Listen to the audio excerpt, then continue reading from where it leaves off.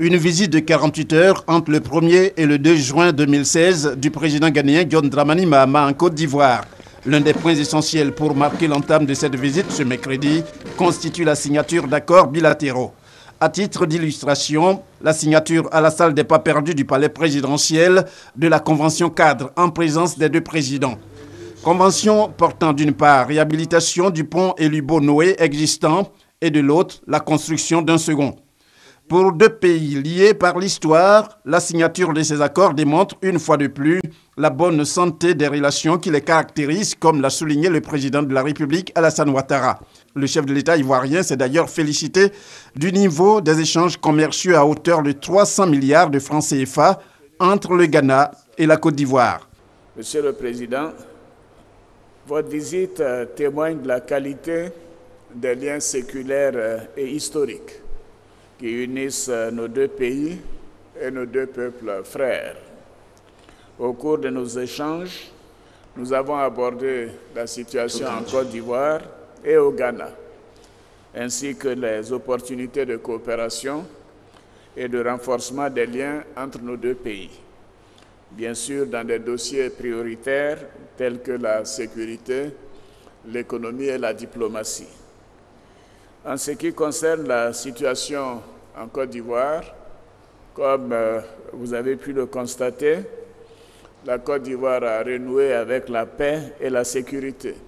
Au plan bilatéral, je voudrais saluer le dynamisme de la coopération entre nos deux pays. Je souhaite les voir s'intensifier davantage, bien évidemment. C'est pourquoi je me félicite de la bonne progression des échanges commerciaux entre le Ghana et la Côte d'Ivoire, qui ont atteint près de 300 milliards de francs CFA en 2015. Cependant, il nous faut augmenter et diversifier davantage les échanges commerciaux entre nos deux pays, notamment dans le secteur du cacao, dont nos deux pays sont les principaux producteurs mondiaux.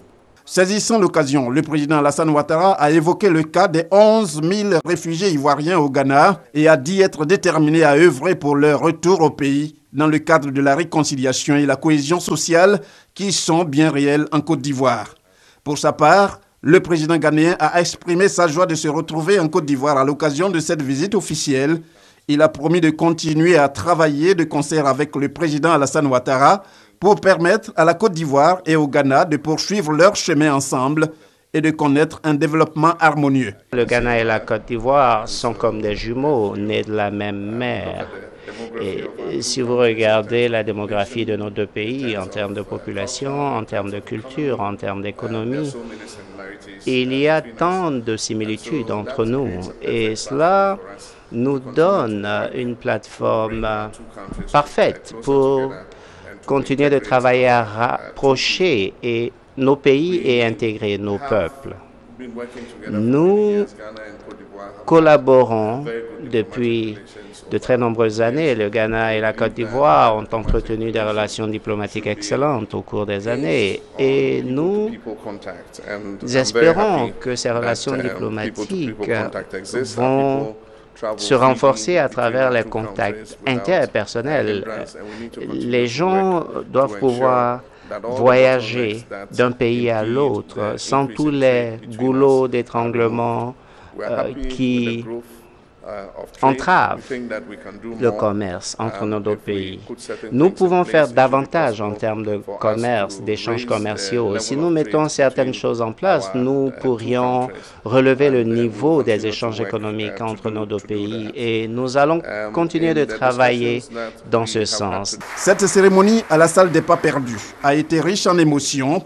Elle succède au tête-à-tête que les deux chefs d'État ont eu pendant un bon moment à l'arrivée de l'hôte du président Alassane Ouattara au palais présidentiel. Un moment de convivialité pour les présidents ivoiriens et ghanéens, heureux de se retrouver pour mutualiser leurs forces en vue du bonheur de leurs peuples respectifs.